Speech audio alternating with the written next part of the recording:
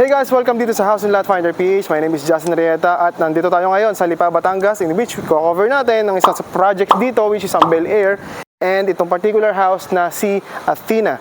So bago tayo magtuloy guys, please do subscribe on our YouTube channel para matulungan niyo pa kami gumawa ng mga ganitong content. Dito lang yan sa House and Lot Finder PH.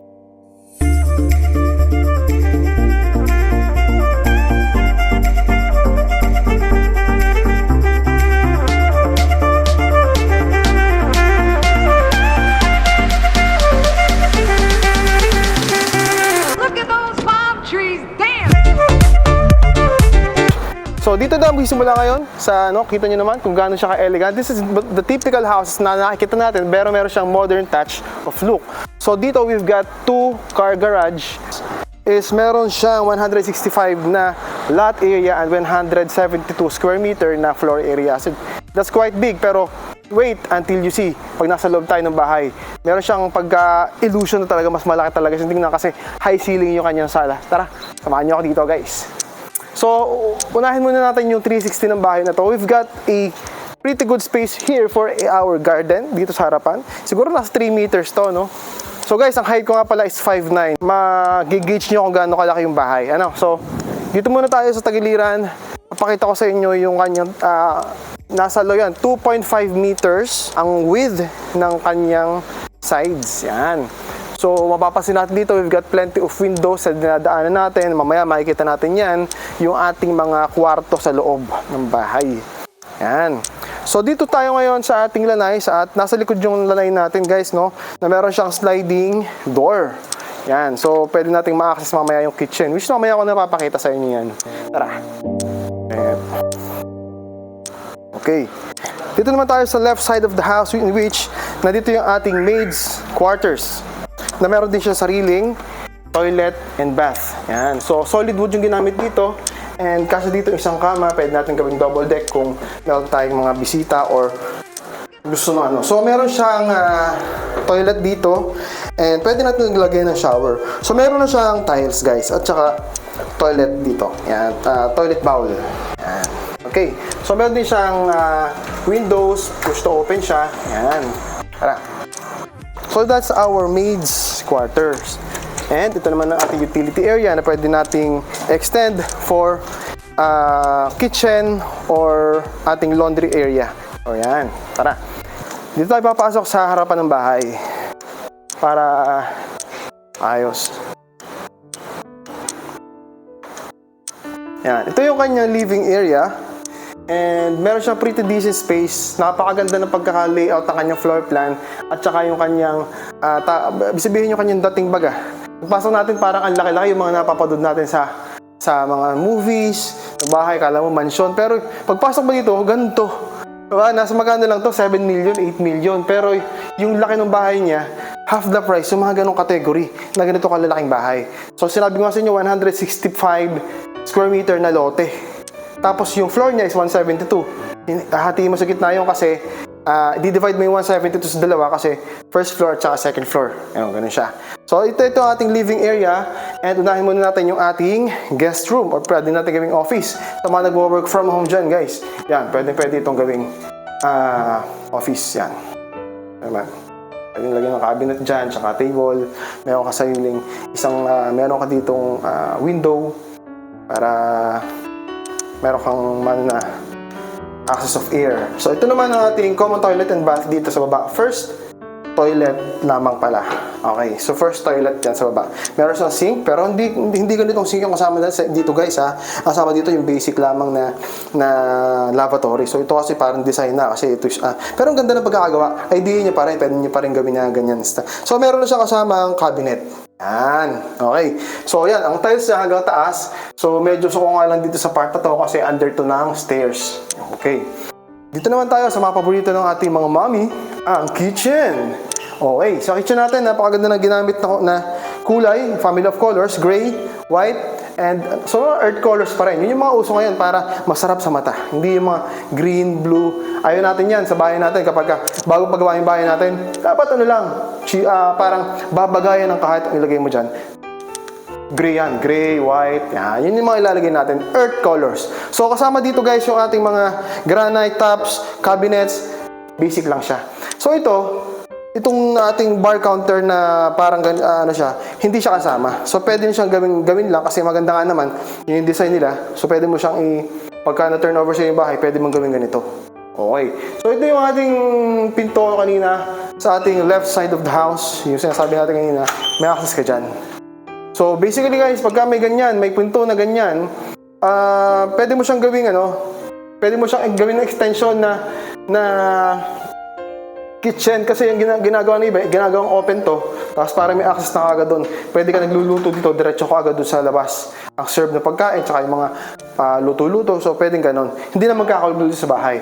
Yan, speaking of ating dining area, yan, mga natin yan, speaking of dining area natin, napaka-cozy, napakaganda ng pagkakagawa ng dining area, napakaluwag.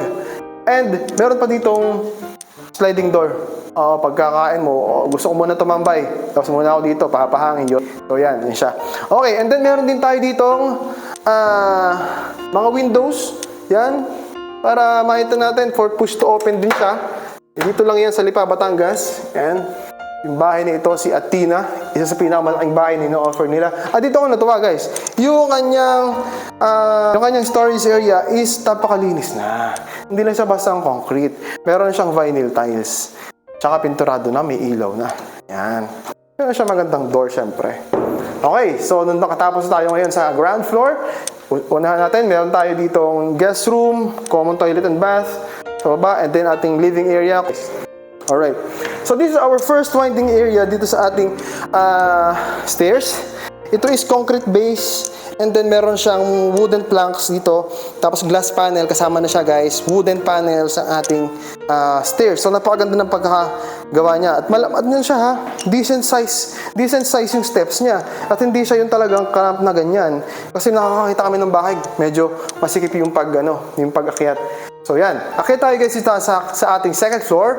In which, meron tayong magandang tanawin dito ng ating living area. At saka ng community. Siyempre, meron tayong malalaking window dito. Kitang-kita mo ngayon dyan. So yan. Meron tayo ditong corridor na from here hanggang doon, ma-access mo lahat yung first bedroom, second bedroom, third bedroom. Iba pa yung bedroom sa baba ng maid's room, iba pa yung nasa baba na guest room. So parang lumalabas 5 kwarto. Yan. So bago lahat, ay puunahin muna natin ang ating common toilet and bath. Yan. So guys nga pala, ang height ko is 5'9". So magkakameron kayo ng idea kung gano'n siya kalaki. Diba? Yan. 5'9". So ang tiles niya hanggang taas din, meron siyang bathroom fixtures, meron siyang windows. So ano pang hanapin natin? Siyempre, hindi na lang kasama yung ating glass na ito. Pero meron siyang mga abang na outlets, tsaka yung kanyang lavatory. Kasama na yung lahat guys. Ang ganda. Napaganda talaga. That's our first toilet and bath ng common. Yan. Dito muna tayo sa ating first bedroom sa taas. Yan. Para may pagka-playful yung kanya sa mga bata natin, gawin natin, idea is bunk bed, double deck. So, pwede sa atin yung to save space. Okay, kung meron tayong 3 anak o 2 anak, pwede dito guys. At meron tayong hollow space dito sa left side para paglagyan ng pwedeng study area or ganito na rin, pwede natin gamitin. At guys, hindi ito kasama pag tinurn over. Ito. Pero, pagka gusto nyo mag-reserve, sasama ko na to. Kasama ko na to sa inyong reservation. So, yun lang. Kung gano'n siya kalaki, high ceiling pa rin kahit nasa second floor na tayo. Yan. And then, study table. Ito yung mga suggestion lang natin sa bahay. Okay. Pasukin naman natin yung ating second bedroom. Yan, second bedroom. Iba-iba yung feel ng bedroom natin na pinapasok, no? So, yan, kung gano'n siya kalaki. May window rito. May window rito. Dito, sliding window. Dito pala ay push to open din lahat. Push to open lahat ng windows sa atin dito. So, meron tayo ditong queen size bed kasi dito. At nakakaikot ka pa rin dyan sa buong parte ng iyong room. Yan, kita-kita natin, no? So, meron din tayo ditong hollow space for our cabinets. Once again, kapag pagka na-interested kayo sa bahay, kontakin nyo lang ako. Sasama ko na to. Bibigyan ko na kayo ng ganito. Okay ba yan? Okay. So yan. Pasukin naman natin ngayon guys ang ating master's bedroom. The biggest bedroom na one and only bedroom na may access sa ating balcony. So dito muna tayo guys sa ating bigger space of the room. So ito siya. Pero dito, pwede dito ang king size bed. Yan. Queen size, king size, malaki yan. Dito naman tayo sa kanyang master's toilet and bath. Yan. So, lahat na nakikita nyo dito, lahat nakikita nyo na turnover, kasama na to, kasama na yung tiles, hanggang taas, tsaka yung ating toilet bowl, is kasama na maliban lang sa ating ganito, sa ating glass panel. Yan. So, kitang-kita na. Okay. Malaki siya, no? Ganda. Napaka-cozy. Sa lipa kasi malamig dito. Yan. Ito yung ating mga cabinet na sinasabi ko na hindi kasama. Nilagyan lang nila para, syempre nga naman, para meron kayong idea kung pwede nyo gawin pa sa inyo pag tinorover sa inyo yung unit. Okay ba yan? Nice! Tara! Dito na tayo sa ating final destiny.